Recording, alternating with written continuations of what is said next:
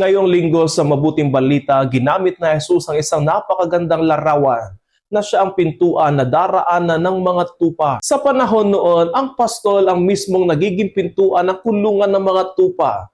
Dahil siya ang nagbabantay, siya ang nagbubukas at nagsasara, at siya ang nagpoprotekta. Kaya nang sabihin ni Jesus na siya ang pintuan, malinaw na sinasabi niya na walang ibang daan patungo sa tunay na buhay, kundi sa pamamagitan niya. Maraming pintuan ang iniaalok sa atin ng mundo: tagumpay, kasikatan, kayamanan, at pansamantalang kasiyahan. Akala natin kapag pumasok tayo roon, matatagpuan natin ang kaganapan ng buhay. Ngunit kadalasan nauuwi ito sa pagod, kawalan ng pag-asa, at malalim na gutom ng puso. Ipinapaalala ni Jesus na hindi lahat ng pintuan ay humahantong sa buhay. Kaya ang tanong sa atin ay, saang pintuan tayo pumapasok araw-araw? Sinabi rin ni Jesus na ang magnanakaw ay dumarating upang magnakaw, pumatay at manira. Ngunit siya ay dumating upang magkaroon tayo ng buhay at magkaroon nito ng sagana. Ibig sabihin na ang Diyos ay hindi kontra sa ating kaligayahan. Sa halip, nais niya ang kaganapan ng ating buhay. Ngunit ang tunay na saganang buhay ay hindi lamang kaginhawaan sa material na bagay. Ito ay buhay na may kapayapaan, direksyon, kahulugan at ugnayan sa Diyos. Kapag si Kristo ang pintuan ng ating buhay, magkakaroon tayo ng seguridad kahit may problema,